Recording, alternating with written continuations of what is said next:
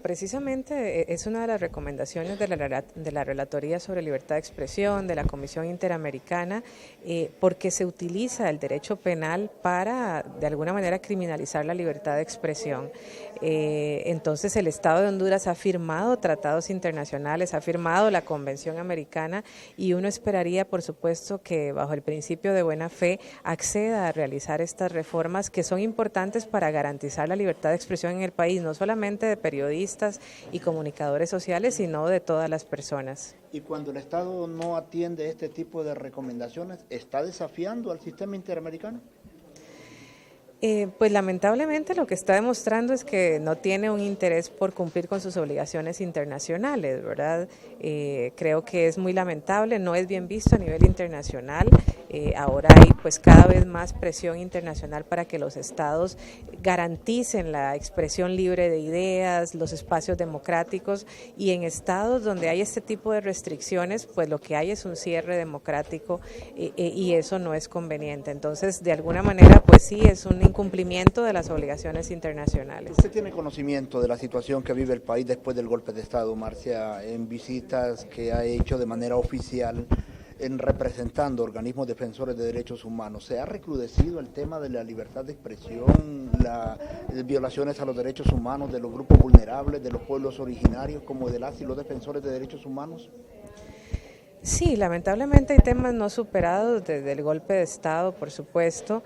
Estamos hablando, ahora hay normativa, por ejemplo, la ley de secretos oficiales que impide la transparencia, y eso es muy grave, digamos, el no poder acceder a información sobre las políticas y el gasto militar que se está haciendo, pero además hay una clara política de represión de la protesta social y eso también es lamentable. En diversos momentos críticos para el país que la gente se ha atrevido a salir a las calles, la respuesta inmediata es la represión y han habido inclusive asesinatos en el marco de estos años, de estos actos de represión. Entonces, por un lado, eso en definitiva es un recrudecimiento, la falta de transparencia es un recrudecimiento, pero además el tema de la desigualdad y cómo se refleja la desigualdad en los pueblos históricamente excluidos, en los pueblos indígenas, en los afrodescendientes, la violencia contra niños y niñas, la expulsión de población migrante. Entonces sí estamos con tremendos desafíos que no han sido superados. En el tema de la libertad de expresión tenemos un periodista privado de libertad por delitos contra el honor que el Estado se ha negado a despenalizarlo. ¿Ante qué nos encontramos?